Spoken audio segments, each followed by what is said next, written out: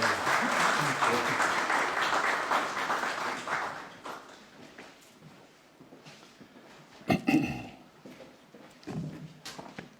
اللہ الرحمن الرحیم ایاک نعبد و ایاک نستعین.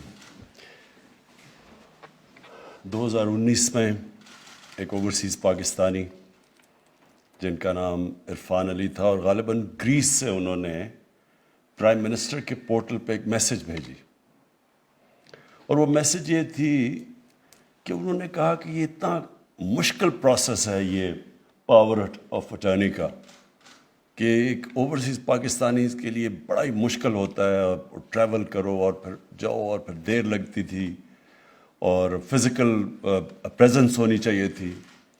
تو اور جس طرح کہا گیا یہ چھوٹا نمبر نہیں ہر سال جس کو پاور اٹرنی چاہیے ہوتی ہے، کوئی 75,000 پاکستانیوں کو سالانہ یہ اس پروسیس سے گزرنا پڑتا تھا.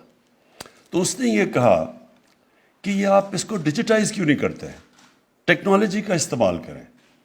اور اس نے پھر ایک تجویز دی میرے پورٹل کے اوپر. اس کے بعد یہ پروسیس شروع ہوا، اور اس کے بعد پھر جتنا نادرا کو بھی ایکٹ بھی چینج کیا گیا، اور آج ہم ادھر پہنچ گئے ہیں کہ ہم انہی پاکستانیوں کے لیے جو محنت کش پاکستانی جن کے اوپر ہمارا ملک چل رہا ہے آج، ان کی جو ریمیٹنسز ہیں تقریباً $30 ارب ریمیٹنسز بھیجتے ہیں ہر سال وہ، اور جو ہم ایکسپورٹ سے وہ جو گیپ پورا نہیں کر سکتے، ان کے پیسے کی وجہ سے آج ہم پاکستان ادھر کھڑا ہے. تو اس لیے مجھے آج خوشی ہو رہی ہے کہ ہم نے ان کے لیے ایک اور آسانی پیدا کی. اس سے پہلے بھی ہم نے کوشش کی تھی سکسیشن سرٹیفکیٹ، وہ بھی ایک بڑا لمبا پروسیس تھا، اس کے لیے بھی ہم نے ٹیکنالوجی کا استعمال کیا. اور آج وہ جو پروسیس بڑا ہی مشکل تھا اس کو اب ایک ان کے لیے ادھر آسانی پیدا ہوئی، اور یہ دوسرا سٹیپ ہے کہ ان کی زندگی میں آسانی ہو. میرا انٹریکشن اوورسیز پاکستانی سے سب سے زیادہ کرکٹ کے دنوں میں جب ہم کرکٹ کھیلنے جاتے تھے تو وہ اوورسیز پاکستانی ایک ایسے ہوتے ہیں جو زیادہ تر مجبوری میں ملک سے نکلتے ہیں، نوکریاں نہیں ملتی، میرٹ کا سسٹم نہیں ہوتا، تو وہ اپرچونیٹیز کے لیے باہر جاتے ہیں. اور زیادہ تر جو میرا ایکسپیرینس رہا اوورسیز پاکستانیز میں وہ ادھر جا کے زیادہ پاکستان کی قدر ہوتی ہے. وہ چاہتے ہیں کہ ہمارا ملک بھی اچھا ہو. وہ کرکٹ میچ ہوتا ہے تو سارے جا کے پاکستانی ٹیم کے ساتھ کھڑے ہوتے ہیں، اور ورلڈ کپ ہوتا ہے تو سارا اوورسیز پاکستانیز دعا کر رہا ہوتا ہے پاکستان کے لیے، اس لیے کہ وہ ان کو اور زیادہ قدر ہو جاتی ہے اپنے ملک کی. اور میں ان کو بڑے پیٹریوٹک پاکستانیز ہمیشہ سمجھتا ہوں. اور وہ جب بھی کوئی پاکستان میں مشکل آتی ہے، سیلاب کے دنوں میں یا جو زلزلہ آیا تب، یہ شوکت خانم کے لیے ہمیشہ وہ دل کھول کے پیسہ دیتے ہیں اور چاہتے ہیں کہ ہمارا ملک آگے بڑھے. تو ان کی خاص اہمیت ہے میرے دل میں. اور یہ وہ لوگ ہیں جو کہ ہمارا سب سے بڑا اثاثہ ہے. اگر ہم صحیح معنی میں ہمیشہ پولیٹکس میں آنے سے پہلے بھی یہ سوچا تھا کہ اگر ہم صحیح معنی میں اس اثاثے کو ٹیپ کر لیں تو ہمیں کوئی کسی IMF یا کسی کی قرضوں کی ضرورت نہیں ہے. لیکن بدقسمتی سے ہم نے کبھی ان کو اثاثہ نہیں سمجھا، اور ہم نے بجائے ان کی زندگی آسان کرنے میں ان کی زندگی میں مزید مشکلات پیدا کی. ہم نے ان کی جو انویسٹمنٹ، کیونکہ وہ بزنسز جب بھی وہ کرنے کی کوشش کرتے ہیں پاکستان میں ان کو زیادہ تر نقصان ہوتا ہے، کیونکہ وہاں ہمارا جو سسٹم بدقسمتی سے اس میں اتنی کرپشن آ چکی ہے، اور وہ اس سسٹم کے عادی ہو چکے ہیں جدھر کرپشن نہیں ہے.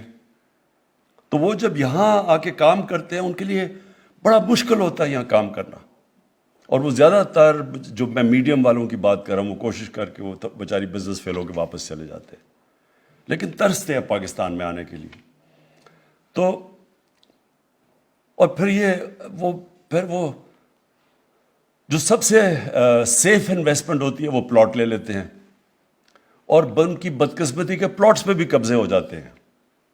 تو اس لیے ہم اتنے بڑا اپنا جو اس ملک کا اثاثہ ہے وہ اس کا پاکستان کو پوری طرح فائدہ ہی نہیں ہو سکتا.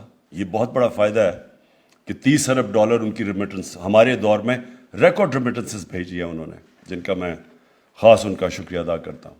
لیکن اس کے باوجود جو اصل پوٹینشیل ان کی انویسٹمنٹ کا ہے، جو فارن انویسٹمنٹ پاکستان میں آ سکتی ہے، بدقسمتی سے وہ انویسٹمنٹ نہیں آتی. اور میں پھر سے ریپیٹ کرتا ہوں کہ ہم نے اس طرح ان کو سروس نہیں دی.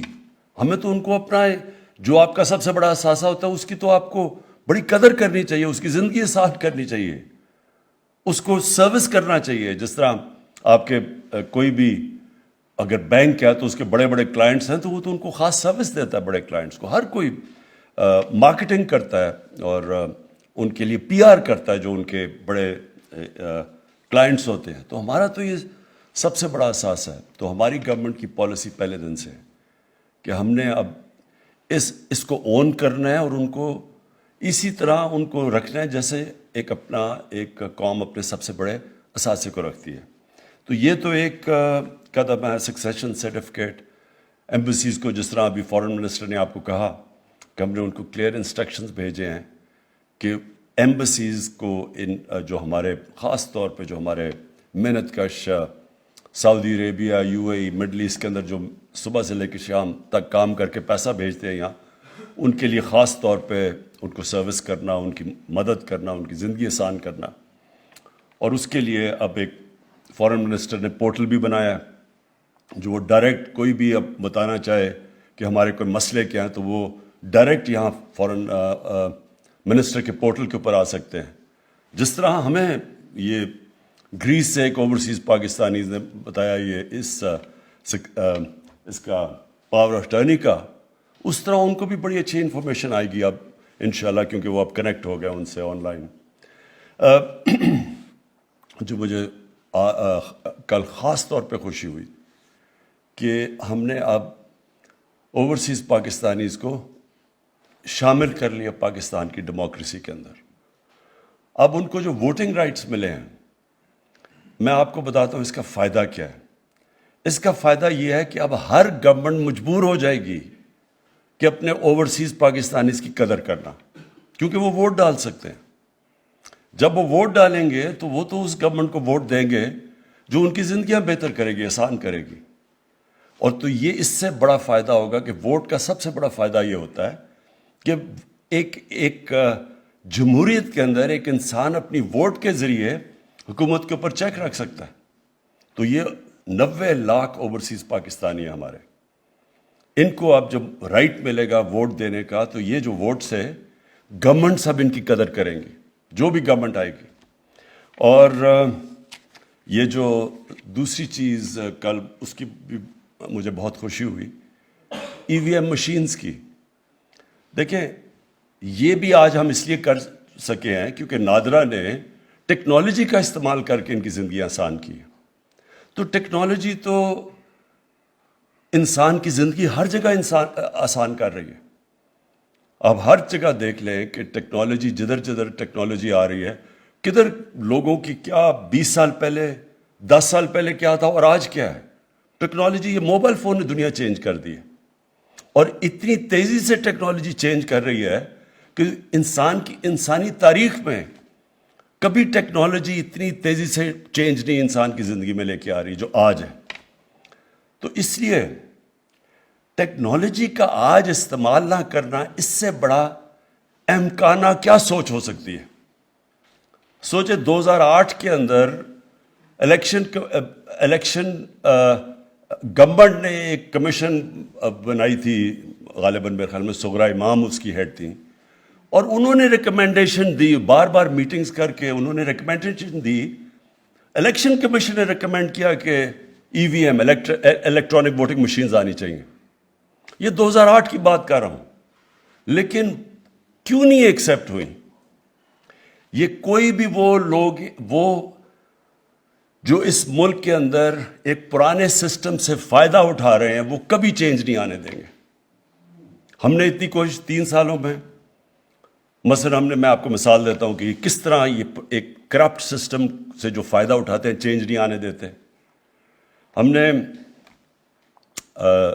یوٹیلیٹی سٹورز کے اندر ہم نے چیک کرنے کے لیے کہ پلفریج نہ ہو، ہم نے اس کو آٹومیٹ کرنے کا فیصلہ کیا. اندر یوٹیلیٹی سٹور کے جو لوگ کام کر رہے تھے انہوں نے ہی جا کے عدالت میں اسٹے آرڈر لے لیا، آٹومیشن روک دی. ایف بی آر کتنی دیر سے کوشش کر رہی ہے آٹومیشن کی، وہ کوئی نہ کوئی وجہ سے وہ ہونا نہیں. اندر سے لوگ، ایف بی آر کے اندر سے لوگ آٹومیشن نہیں آنے دیتے، کیونکہ یہ جو سسٹم بنا ہوا ہے اس میں سے بدقسمتی سے پیسہ آتا ہے. اسٹیٹ گورنمنٹ کے پاس پیسہ نہیں آتا، لیکن جو ٹیکس کلیکٹ کرنے والے ہوتے ہیں ان میں سے کئی بڑا پیسہ بناتے ہیں. ٹریک اینڈ ٹریس سسٹم، بڑی کمپنیز، بڑے ایسے سیمنٹ ہوا یا جدھر اربوں روپے کی سیلز ہوتی ہیں، شوگر، سگریٹ، یہ کتنے 15 سال سے کوشش ہو رہی ہے کہ ٹریک اینڈ ٹریس سسٹم آئے تاکہ وہ جو چیز بیچتے ہیں، مثلاً اگر 100 یونٹس بیچ رہے ہیں تو وہ صرف 70 یونٹ ڈکلیئر کرتے ہیں، 30 آف بکس بیچ دیتے ہیں. تو ٹریک اینڈ ٹریس سسٹم سے یہ ختم ہو جانا تھا. یہ اب جا کے ہماری 3 سال کی کوششوں سے انشاءاللہ اگلے ہفتے پہلی دفعہ پاکستان کی تاریخ میں ہم ٹریک اینڈ ٹریس سسٹم لے کے آ رہے ہیں، جس کو کئی سالوں سے سیبوٹاج کیا گیا. تو یہ وہ لوگ جو کہ پرانے سسٹم، کرپٹ سسٹم سے فائدہ اٹھا رہے ہیں، وہ چینج نہیں آنے دیتے. اب ای وی ایم مشین ہے، ساری دنیا میں کام کر رہی ہے. ہمارے سارے جتنے مسئلے ہیں، جو ہماری ہوئی تھی جوڈیشل کمیشن 2015 میں، اس نے لسٹ کیا 6 ہفتے کی ہیئرنگ کے بعد کہ کیا کیا مسئلے ہیں کہ پاکستان میں صاف اور شفاف الیکشن 1970 کے بعد نہیں ہو سکے. انہوں نے لسٹ کی کیا وجوہات تھی، وہ سارے مسئلے ختم ہو جاتے ہیں ای وی ایم مشین سے. پچھلے الیکشن کے اندر 15 لاکھ ووٹ ضائع ہوئی، وہ اگر ای وی ایم مشین ہوتا تو 15 لاکھ ووٹ کاسٹ ہو جانی تھی. اس میں بہت بڑے فراڈ چلتے ہیں، جعلی ووٹس ہیں، مرے ہوئے لوگوں کی ووٹس انہوں نے درج کروائی ہوئی ہیں، یہ ساری اڑ جاتی ہیں جس دن ای وی ایم مشینز آئیں. تو ای وی ایم مشین سے ہمیں کیا فائدہ ہے؟ یہ ایسی ہے کہ جب میں کرکٹ میں 8 سال کوشش کی نیوٹرل امپائرز لانے کی، اب مجھے کیا فائدہ تھا نیوٹرل امپائرز کا؟ اور پاکستان وہ ملک ہے جو دنیا 200 سالہ کرکٹ کی تاریخ میں جو نیوٹرل امپائر لے کے آئے تھے. ہم نے سینٹ الیکشن میں کہا کہ اوپن بیلٹ ہونی چاہیے، کیونکہ سب کو پتا ہے کہ سینٹ کے اندر پیسہ چلتا ہے، ووٹ خریدی جاتی ہے کیونکہ سیکرٹ بیلٹ ہے، خفیہ بیلٹ کے اندر پیسہ چل جاتا ہے، سب کو پتا ہے. 30 سال سے پیسہ چل رہا ہے. ہم گورنمنٹ میں بیٹھ کے ہم نے کہا کہ اوپن بیلٹ ہونی چاہیے، پتہ چلے کہ کس نے کس کو ووٹ دی ہے. یہ دونوں جماعتوں نے اس کے خلاف کھڑے ہو گئے. یعنی اس میں مجھے کیا فائدہ، ہماری پارٹی کو کیا فائدہ کہ اگر لوگوں کو پتہ چل جائے کس نے کس کو ووٹ دی ہے. تو یہ سارے وہ لوگ ہیں جو کرپٹ سسٹم کو بچا رہے ہیں. اور یہ ساری جنگ پاکستان میں یہ ہے کہ ایک طرف ایک کرپٹ سٹیٹس کو بیٹھا ہوا ہے جو ایک کرپٹ سسٹم کو بچا رہا ہے، اور دوسری طرف ایک ملک کو آگے بڑھانے کی کوشش ہو رہی ہے نئی ٹیکنالوجی کا استعمال، ریفارمز کر کے، اصلاحات کر کے. اور یہ اس وقت یہ جو سارا اسمبلی میں کل ڈرامہ ہوا تھا وہ اس چیز کا تھا. کیوں روک رہے ہیں آپ اوورسیز پاکستانیز کو ووٹ ڈالنے میں؟ ان کی پیسہ تو آپ لے لیتے ہیں لیکن وہ ووٹ نہیں دے سکتے. ان کے پیسے پہ ملک چلتا ہے لیکن ووٹ نہیں ہم نے لینے دینا ان کو. ای وی ایم مشینز 2008 سے کوشش کر رہے ہیں لیکن یہ بلاک کر رہے ہیں. آج کیونکہ میں اوورسیز پاکستانیز کو ایڈریس کر رہا ہوں اور میں ان کو یہ کہنا چاہتا ہوں کہ ہماری گورنمنٹ ایک تو بہت خوش ہے کہ آپ کو ووٹنگ کا رائٹ ملا، اور اب ہم آئی ووٹنگ کے ذریعے آپ شامل ہوں گے پاکستان میں. پاکستان کی گورنمنٹ سینسٹیو ہوں گی کہ اوورسیز پاکستانیز کی کیا پرابلمس ہیں. اور دوسرا، ان کی ہم نے زندگی آسان کی ہے اور انشاءاللہ ان کی زندگی مزید ان کے لیے ہم اور سہولتیں پیدا کرتے جائیں گے، ان کو یہ بتانے کے لیے کہ پاکستان کی قدر کرتا ہے. شکریہ.